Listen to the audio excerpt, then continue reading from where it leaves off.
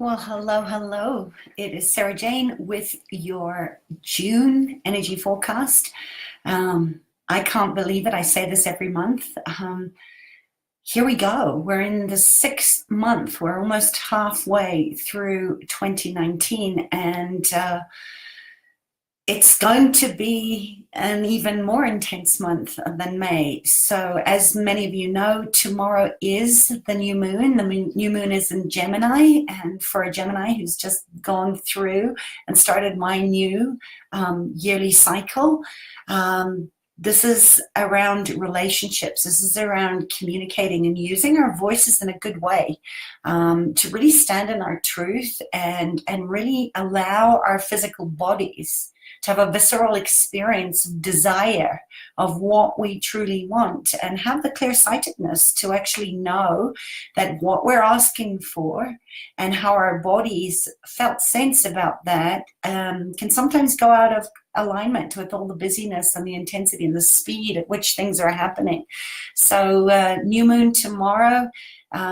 This is a great opportunity to, as I said, imagine into being. Use your imagination, use your childlike curiosity and the innocence of the child to really feel what it is that you're wanting to bring into your life into the next 6 months of 2019.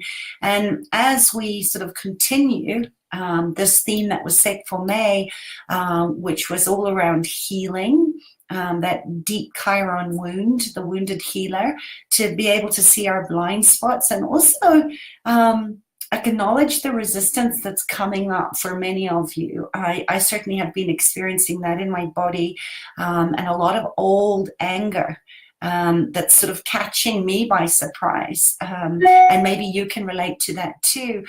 This is Pluto. You know, the planet of Pluto is very divisive. It's a warring planet, and it's really coming in to support and help us to shift some of these old defensive patterns, or what some people call limiting beliefs. For me, there are no limiting beliefs. There are protective beliefs that we set up as children, some of us in utero, some of us in our contract to reincarnate in this lifetime to complete some of these old ancestral wounds and trauma bonds that are ready, and we're the pattern disruptors that have come here at this pivotal time in our human evolution, to transmute these into these sort of higher vibrations of love and compassion. So listen to your inner wise voice, especially if you're feeling a little overwhelmed by the amount of feeling, and how beautiful a little dove has just landed outside my window. So I'm just giving some reverence to that beautiful peace dove, that just, constantly is reminding us to make peace with our old demons, and just to stay in that peace and calm that's available to us if we would just slow everything down and really listen to that inner wise woman voice, that does include the wounded feminine as well, because that's the only way that we can start to transmute these lower vibrational frequencies into this higher harmonic that has to come from the heart. We really need to remember our hearts, and also to use, as highly sensitive beings, as the empaths that you are, your own superpowers. So a good time to really look at your boundaries, or where maybe you have no boundaries and you may be leaking energy out. As I said, June is a month where that speed and that mental intensity that we started to work with in May is really coming up, another level of acceleration, and shaking us again to this new level of being aware of what it is that might be right under our noses that we're not paying attention to, and to use, what we have been learning on an individual level, but also in the collective, learning to support in other people, to rise up and claim their own personal truth, to stand in their power, right? And we can't do that unless we create a level of safety to be our own inner authority, and be the leaders that we all came in here to be. Lead with truth, lead with heart, and be the authority of your own living legacy. If you didn't, please go and listen to that very ancient tale that really touched my heart when I first heard it, around a very special, sensitive woman who belonged to a tribe of women who each had their own legacy necklace. And just a great reminder again that when we can celebrate each other's unique gifts and capacities, there's no room for jealousy. There's no room for competition. We can really move into a beautiful space of collaboration and cooperation. So I'll share that link below. But back to the June energies. As I said, Gemini is a natural communicator. We're verbal processors. And this month is really, again, about being curious about how we're speaking into our purpose, into our living legacy, bringing the imaginal into physical actualization. And when we do that, to be able to see the truth of you in the truth of me. We have these mirror neurons that are reflecting back to us both the shadow and the light. So we need to find a place in the contrast, right, in that luminal space, to really acknowledge the gifts and the beauty of the truth that we see in others as our own truth. You know, what's true and what's truth are two very different things. So being able to deepen into discernment, to listen to your heart, and know, you know, we're traumatized through relationship, and we are also healed in relationship to others. You can't do this in a vacuum. And it's only when we can see our own truth, right, our own woundings, and be compassionate and patient like we would a child to that we can hold space for the stories that others tell, and where we come back into healing through relationships. So don't let the intensity of angry outbursts take you off course, or into fear of losing control, or losing people who no longer align with your truth. And certainly, you know, be the rock, use your anchors in the place where we're in uncharted territory right now. We're creating and dreaming into being a whole new earth. So when that old niggle comes up, when those old doubts come up, in perhaps angry or unloving conversations, just know that's just your old protective patterns, your defensive patterns that are coming up to show you that there's something that's ready to be resolved there. Don't let it hold you back. The sooner that we sort of surrender into that inquiry, the sooner we start to embrace that any old nagging doubts, which include depression and anxiety and certain levels of distrust, not only in ourselves but in other people, as soon as we can start to use that as a gift, as a potency, as a powerful energy, and feel that in our emotional bodies, then we can start to respond, not react, to what's being called into our awareness. And it'll be a lot easier if we can just sort of know that those old perceived illusions, all the stories that our brain and our nervous system are holding in place, because the brain likes predictability and the brain likes to think it has control. And one way to do that is to make up stories from all the irrational fear and also the very experiences that hurt us in the first place. So it's just trying to keep us safe. So as soon as you know that, and you just let your physical body actually feel into that, then you can start to use anger or frustration as a potency, as an energy that's going to be moving our bodies away from what we no longer want and towards everything that is waiting for us in this abundant place of resources that are available to us. So they're just growing pains. And just like that butterfly that has to go through all that mushy time in the cocoon, it's messy, it's brutal, it can be painful, but the pain will subside. You know, trust that the death of the old story is not going to kill you. And that's the message that we need to give to our nervous system and our brain. So that's going to happen through relationships. And I certainly have had some real disruptors happening. I had another conversation last night that turned very ugly, and very, it just wasn't very loving. But I was able to understand it, knowing my own disorganized attachment wounds, and the person that was coming at me, that has his own very disorganized attachment wounds, and that he has a lot of unresolved PTSD that he's working through right now. So, 6th of June, again, amplification of the double six energies. So not only are we healing this for ourselves, but this is a great opportunity to really get curious about your family tree, where you came from, so that you can heal some of those old ancestral trauma wounds as well, with compassion and patience, not only for you and the ancestor, the future generations that you're the ancestors of that haven't been born yet, but also those living and those that have already passed.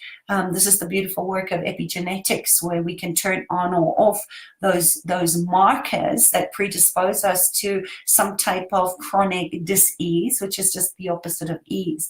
So know that if you're listening to me, you're an empath, you're a highly sensitive being, you're a light worker, but you're also a pattern disruptor, and you are disrupting some of these old familiar patterns. So there's going to be pushback. So just hold steadfast in your truth, and know that you are actually healing not only yourself, but you're healing the collective, including the human collective woundedness. So, good point to remember is just let other people have their own experience. Know that they may start to use those old ways of manipulation where they got to get you to give them what they want. So all you rescuers, all you people pleasers out there, just know some of this is going to come up for you to be able to work with.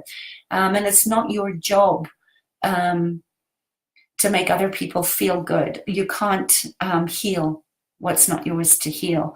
But we do need to feel this in order to heal. So the issues are in our tissues, and this is a time when our third eye, our psychic capacities are again being elevated. The third eye, the pineal gland, is opening up again, so that we are going to be able to work with these unseen realms in a new way. So call in your ancestral helping spirits to guide you, so that you can widen your perspective, so you can have a world view of these collective trauma bonds, and see it with razor sharp clarity, with foresightedness, so that then you'll be able to transit and transmute them and clear them. This is the alchemy that we all have. We've just forgotten, and it's time that we start to remember this. So one of the things that I did today, is to take extra care of my body. I slept in a little bit more. We heal so much in our sleep. We also go into time travel. We go into the astral realms, and we go back, and we can change our Akashic record and edit our life book now. So take time to detox your liver. I did a coffee enema for the last 3 days. I've got a beautiful jug of red clover tea that I've been sipping on. I'm sleeping more. And I'm also giving my body more of those sort of nourishing light green living plant energies. If you already have a lot of anger coming up, you want to maybe stay away from the dark greens, which are just going to accelerate that. But if you're feeling up for the challenge, then by all means go for it. Good celery juicing every morning is a great thing to do. As I said, doing liver detoxes or supplementing your liver with things like milk thistle, all great for the liver, and also great for decalcifying the pineal gland as you start to prepare for these new light portals that are available to you, as we sort of take on these new 5D electromagnetic frequencies that are going to start coming online, so that they don't affect you as much. What else did I want to say? Yeah, just remember, the liver is the seat of the soul, and the liver meridian ends above and goes into the eyes. So again, this very strong message of clear-sightedness and really getting support, because you can't see your blind spots. You can't see them when you're in it, those old patterns of abuse. So get support that's aligned with where you're going, and know that you don't have to do this all on your own. July 4th, this Tuesday, is a very psychic day again. It's a 22 master day.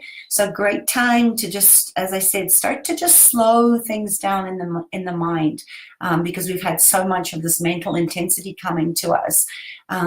So let your psychic senses come online slowly. Think of yourself and your nervous system as a hooded falcon. When you take the hood off, an incredible light burst of energy comes into your subtle and your normal sense of vision. So we want to take the hood off nice and gently and pace yourself. Go at the pace of your natural body. Take more naps. Play more, so that you can really increase your empathetic ability to really focus on what it is that you're asking for. So be very clear on what it is that you want, and then be willing to trust on a whole new level that you are worthy. You came in worthy. It's your birthright to receive everything that is coming in for your highest, greatest good in the evolution of your soul. I love the quote by William Murray that says, and I need to read this, so let me just grab my book here. So, he says that until one is committed, there's hesitancy, the chance to draw back, always ineffectiveness.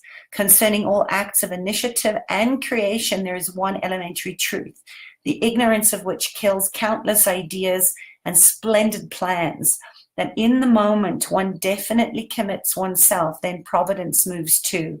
So all sorts of things occur to help one that would never otherwise have occurred. A whole stream of events issues from the decision, raising in one's favor or manner of unforeseen incidents and meetings and material assistance, which no man could have dreamt would have come his way. I've learned a deep respect for one of Gothi's couplets. Whatever you can do or dream, you can begin it. Boldness has a genius, a power, and a magic in it. And that really, for me, sums up what June energy is about. So trust what you know, stay away from the drama, because there's going to be many opportunities for you to actually practice this. It's in the training days of actually doing this with consistency and momentum. So don't get entangled in the trauma, drama, and emergencies of others, and don't get entangled and hooked back in to the old stories of the mind, the mental chatter, the inner saboteur voice. Try and move yourself back into that space of the quiet observer. Give your mind a job. Tell your mind, this is what I want from you.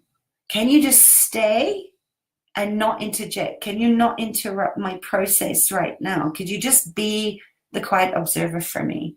And when you do that, then you can tell your truth with a whole heart. You can open your eyes. So we're opening eyes wide shut, right? Once you're awake, you can't go back to sleep. You can, but it's a painful process. And why would we want to do that? That's just the old stories of the mind, the nervous system wanting to keep you safe. And we cannot create when we're looking for a place of safety, or we're feeling unsafe and unprotected, and we don't feel like we have the resources, both in our vital life force energy or in external resources to support us. So, you have to be willing to trust that you have what you need. And if you don't, go out and find that. Ask for support so that you can stay your course, stay in your lane. Because this fast pace and this momentum is going to speed up both externally, but in the internal processing of the mind. So this is the last push before the solstice on the 21st, where some of you in the northern hemisphere are going to go into shorter days, and some of us in the southern hemisphere are really going into the deepness of winter. So check in with yourself daily. and see if what you're asking for is in congruence with your heart and your soul's urge. This is all about getting very clear on your purpose and doing what you say you're going to do. So when you do, that life can support you there, the universe can meet you there, but you have to know what you want, and you have to be asking for exactly what it is that you need so that you can be aware, you can have that clear-sightedness to stay focused on the actions that are going to be required of you to manifest the results and the level of success or your new level of growth. Trust you are a light worker. You are a light being who knows how to transmute energy. We are all alchemists at heart, and we just need to remember, maybe for the first time, we need to learn how to love ourselves and reparent ourselves. And so that we can come into this place of creating safe embodiment and allow the universe to co-create with us. So that's it for today. I did want to pull one card as the anchor card for June, and I'm always really surprised at what energy comes up when I do this. I felt very called to go to Linda Kohanoff's beautiful cards. If any of you know them, it's the Way of the Horse. They're beautiful archetypical cards that really support us, and no surprises, at least for me, that the anchor card that came up is this horse card, which is about depression. And I think this is just was so aligned for where I'm finding myself right now, back with that old familiar friend of mine, depression, which is a gift.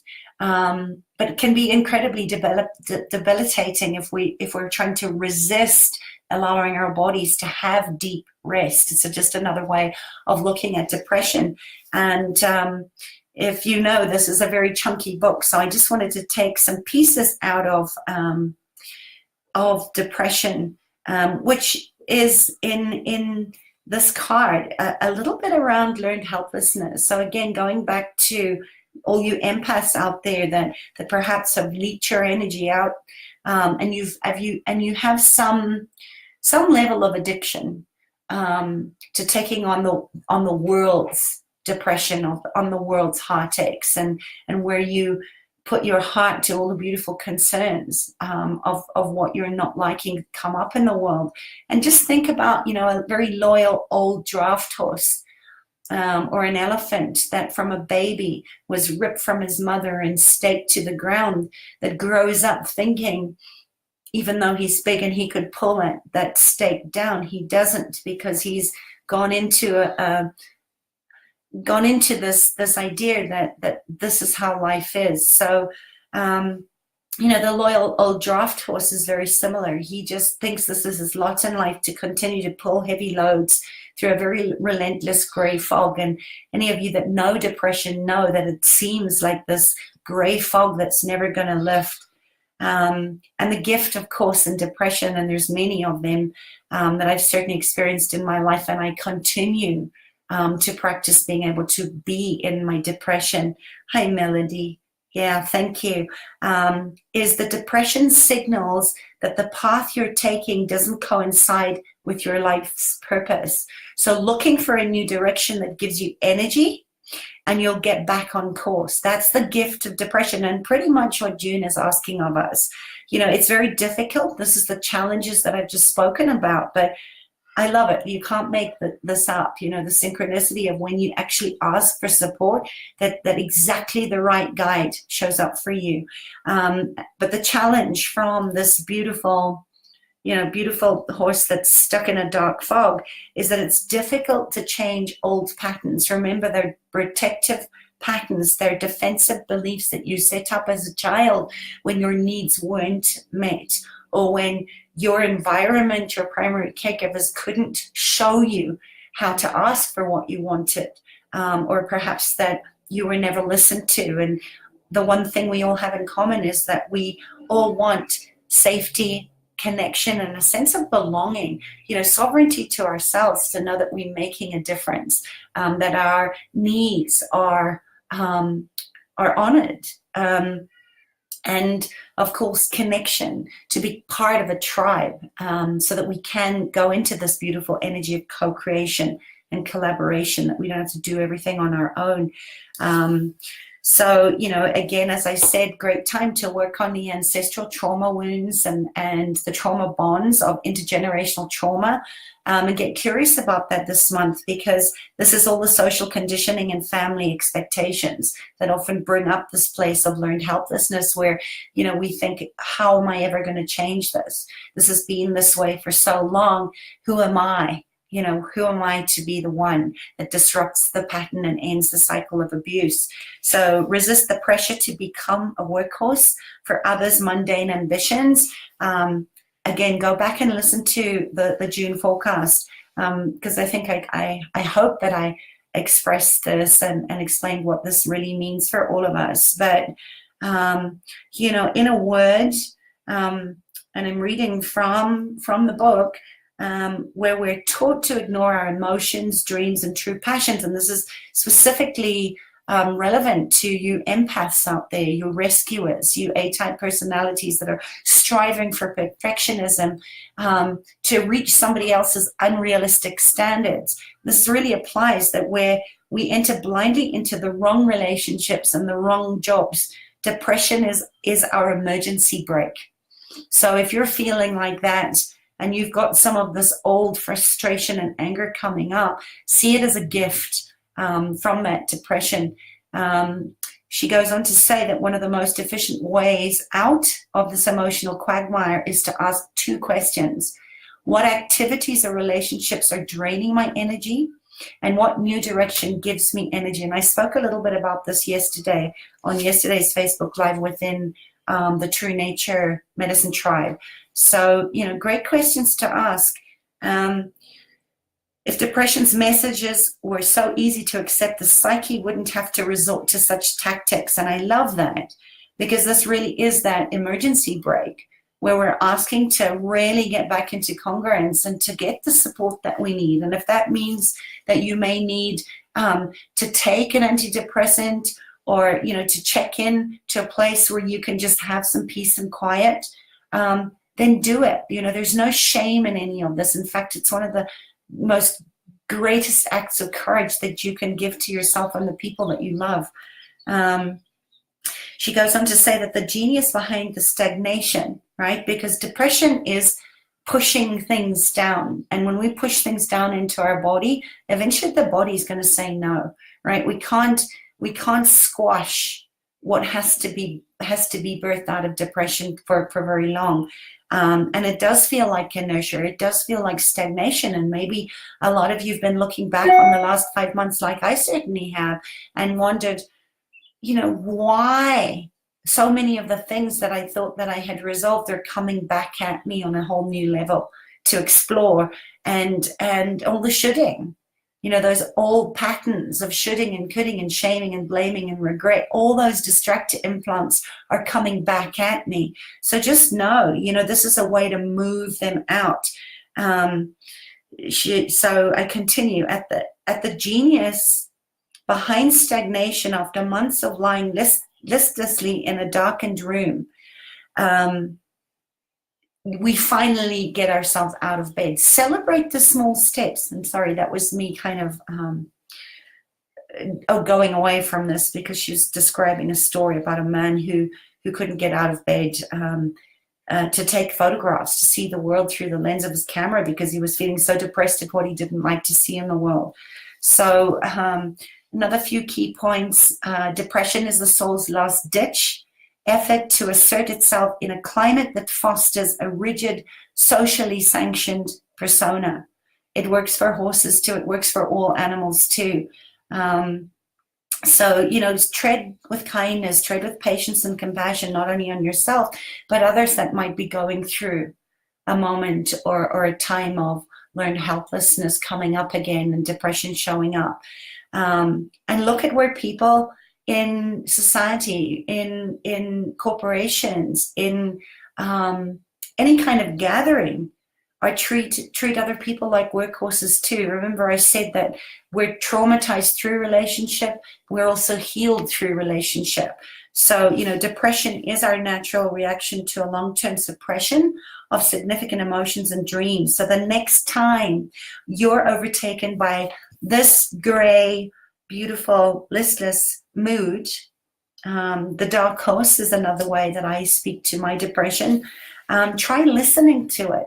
Stay with it a little bit longer than you did the moment before or the day before. Don't make it wrong.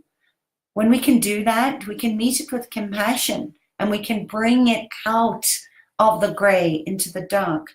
And that's it. So, you know, I think what I get out of this is emotional connection, the wisdom of anger, you know, allowing anger to speak to your wounded parts, and to look at, do I need a moment of deep rest right now? Is my body calling me to just push pause on the world, slow down my breath, and to bring my body back into some kind of parasympathetic form of rest and digest, right? Because so often we're running on this hypervigilance of do all the time rather than being with the energies that are going to feel uncomfortable to us. So look at where you're going into those unreasonable standards that you've maybe set for yourself, where you're driving yourself to exhaustion, and your body's maybe saying, you know what, enough is enough.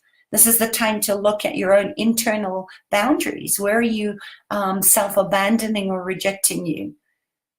And where are you then projecting that or putting that assumption out into the world that just because you're working like a dog, everybody else has to? So come down off your high horse if you're on one, and just meet depression with a beautiful, compassionate inquiry, to let it freeze out, you know, to really claim your power again. And I'll meet you there.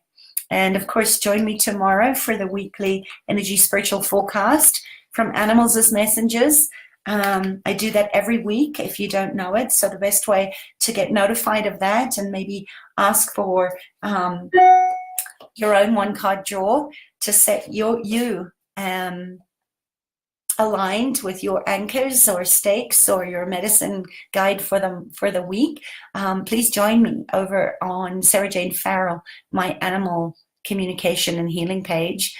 And I hope that you take some time out of your day today to just go and have a beautiful cat nap, or go for a walk in nature, or just listen to some beautiful music and just allow your body to decompress before you start gearing up again for another week of transformation and change and psychic clarity.